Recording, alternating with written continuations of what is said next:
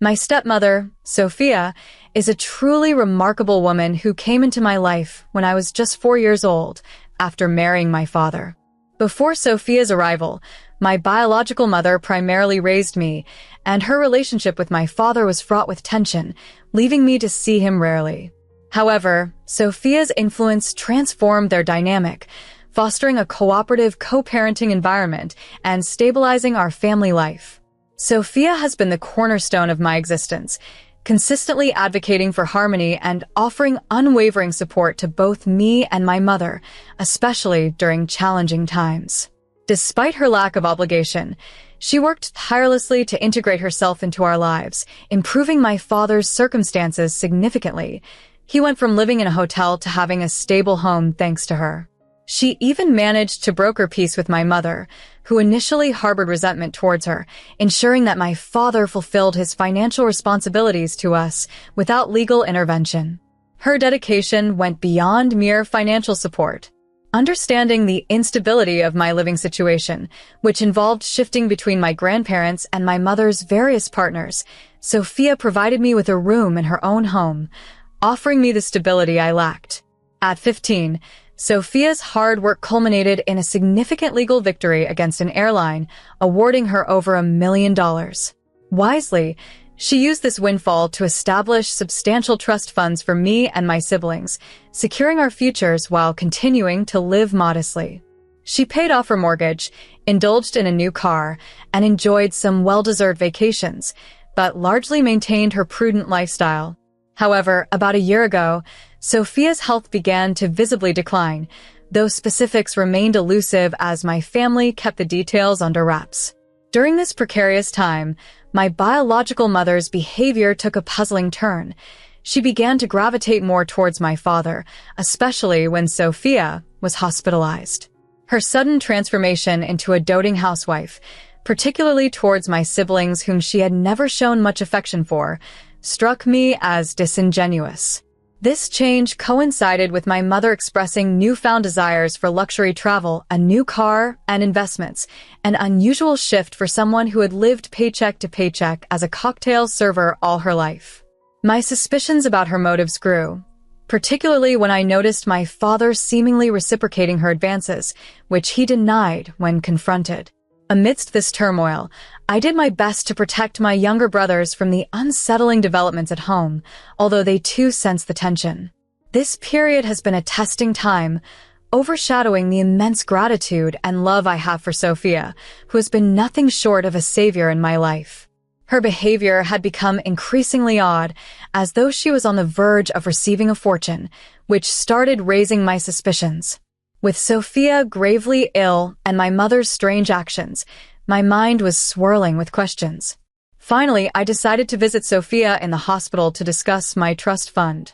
She explained that should anything happen to her, my father would inherit everything, including control over the trust fund for me and my brothers. Curious about my sudden interest in financial matters, I confessed to Sophia the unusual behavior of my parents. Though it pained me, Sophia deserved the truth after all her support to our family. Sophia, already in hospice care due to irreversible kidney failure and not expected to live much longer, was devastated by the revelations. We both shared tears during that painful conversation. Then, just 5 days ago, everything escalated. My mother, furious, confronted my father after Sophia, having learned about their secret from me, altered the trust to disinherit him, granting all control to my stepmother. Amidst their heated argument, I confronted them about their deceit. It led to my mother striking me and confessing she never loved my father, only marrying him for his wealth. This shocking scene unfolded in front of my brothers, who were already coping with their mother's impending death. Now they also had to face the reality of a deceitful father and his spiteful ex-wife. Our family was shattered, leaving me feeling responsible, though I knew deep down it wasn't my fault. Yesterday, I visited Sophia again to tell her about the aftermath. Apologetically, she informed me she had to dissolve my trust fund to prevent my mother from accessing it. However, as her oldest, I would inherit her property after she passed, which was more valuable than the trust funds combined. She also revealed plans to divorce my father, ensuring he received nothing. Sophia made me promise to look after my brothers and even suggested that I could evict my father once I turned 17, a plan I fully intend to follow. Currently, I'm estranged from my father and unable to face my mother, appalled by their scheme against Sophia. As I approach my 17th birthday, I plan to sever ties with them both. Meanwhile, I aim to support Sophia in her final days and fight for guardianship of my twin brothers, ensuring they have a stable home.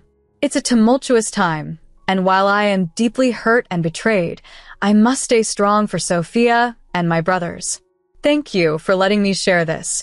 It's been a heavy burden, and your understanding means a lot. As I approach my 17th birthday, I will become an adult and assume more responsibilities at home. Currently, if I can't secure guardianship for my younger siblings, my dad may continue to live with us. However, once I'm 17, I'll have the legal capacity to take care of them even if my dad decides to leave. The main limitation I'll face is my inability to prevent him from taking my siblings with him until they turn 17. Fortunately, in 3 years, they will reach adulthood and will be free to return home whenever they choose. Ideally, my dad would move out and allow my brother to stay with me, which is something I believe my biological mother would support. She's not on good terms with us currently, and I don't see that changing soon. According to the current plan for our family trust, each of my brothers and I are set to inherit a portion of our estate. The remaining funds are allocated to maintain the house until they are adults. After that, I can decide whether to keep or sell the house. Should I choose to keep it, my brothers will still have their inheritance to use as they please, or they could continue living at home if they need to. Recently, I had a conversation with Sophia, who explained some changes to the trust. Originally, the trust was divided 3 ways among my siblings and myself, with my dad inheriting the house.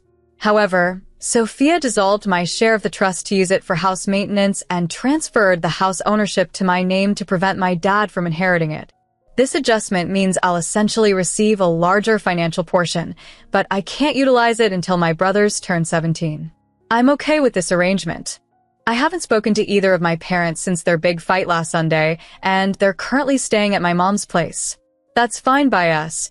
My siblings and I are still upset with them, and we're managing on our own.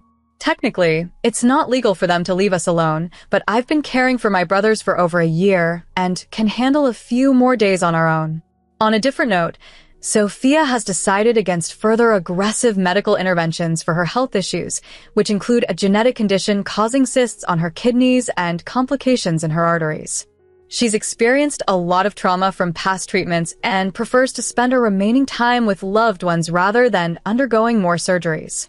Sophia's decision to dissolve the trust wasn't necessary, but it was a precaution against my biological parents potentially misusing the funds.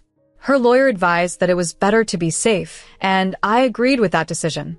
Although I'm not an expert, I understand the basic intentions behind these decisions, primarily informed by the conversations within our family.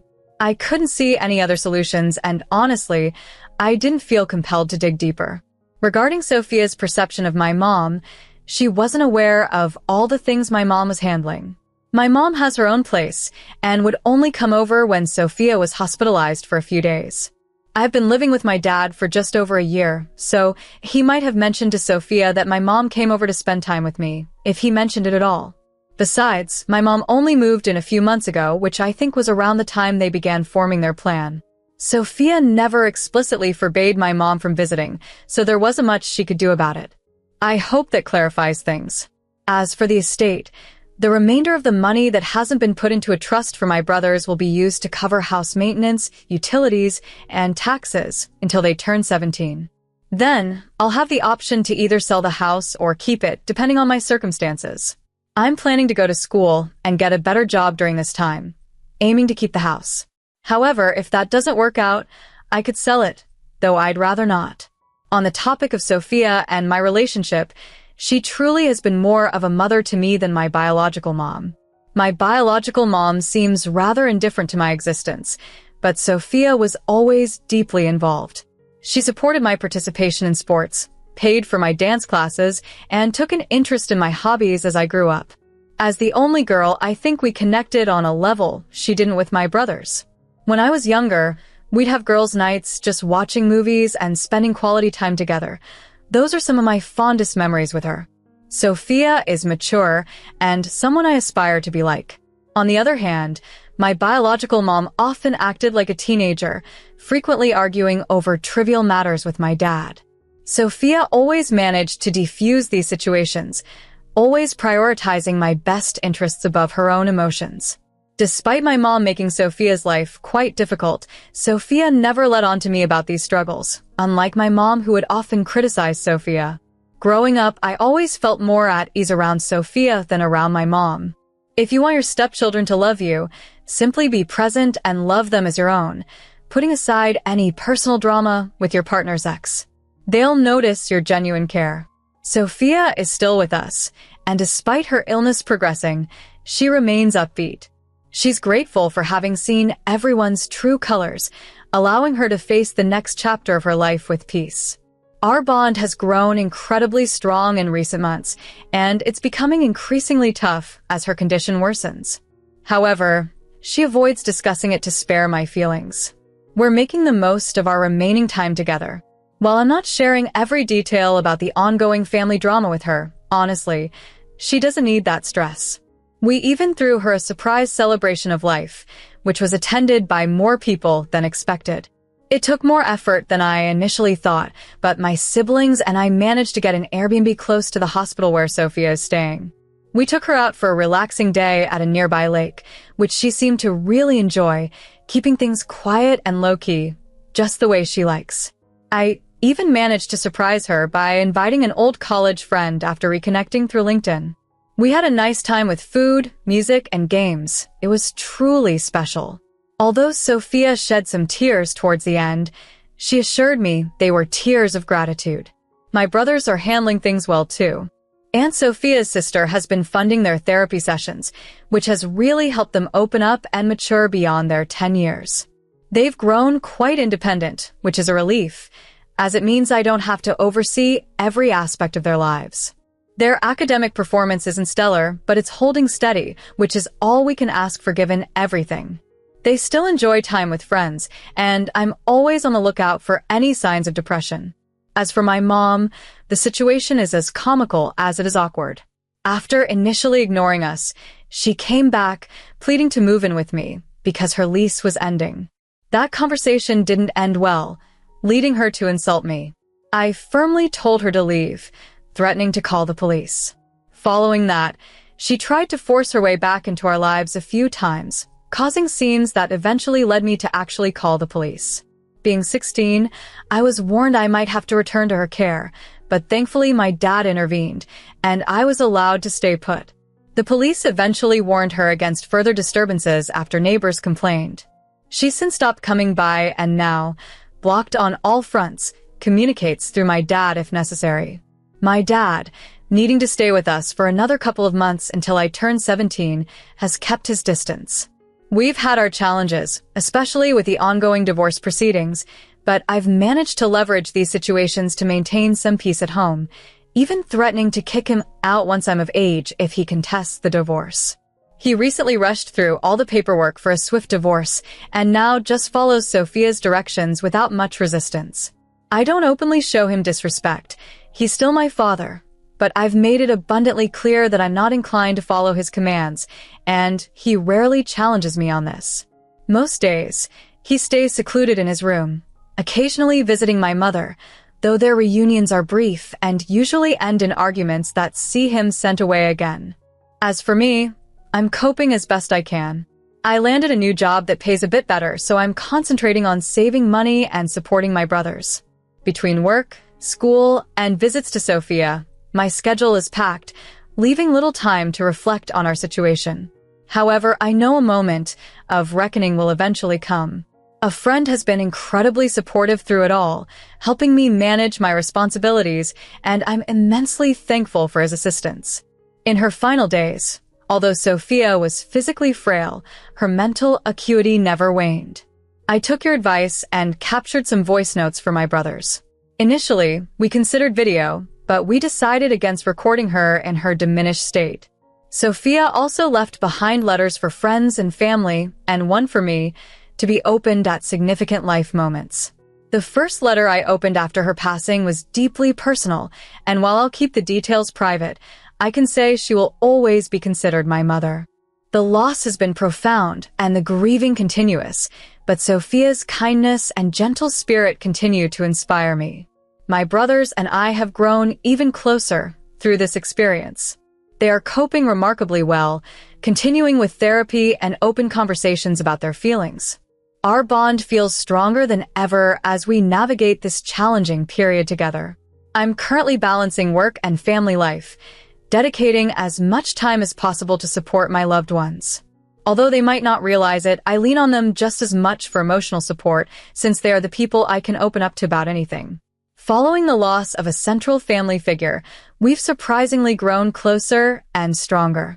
My relationship with my dad has significantly improved. We attended therapy sessions together where he acknowledged his past mistakes, and I've reached a place of forgiveness, recognizing his efforts to make amends, especially towards the end of my stepmother Sophia's life. Despite their divorce and ongoing tensions at home, I see a positive change in him since Sophia's passing, and I choose to focus on his progress for my own peace of mind. As for my biological mother, she's been absent since I turned 17 and made unsuccessful attempts to reconnect. My father and I have decisively moved on from her after she showed her true colors following Sophia's passing. I've heard through the grapevine that she's moved on with a new partner, but I maintain my distance and focus on my own well-being without any desire for reconciliation. Amidst these personal challenges, I've opted to postpone college for a year to provide support to my family and save money for my job. My friends have been incredibly supportive, and I'm grateful for the online community that has checked in on me. I'm taking life one day at a time, with plans to study journalism in college when I'm ready. For now, my priority is my family's needs, even if it means delaying my education.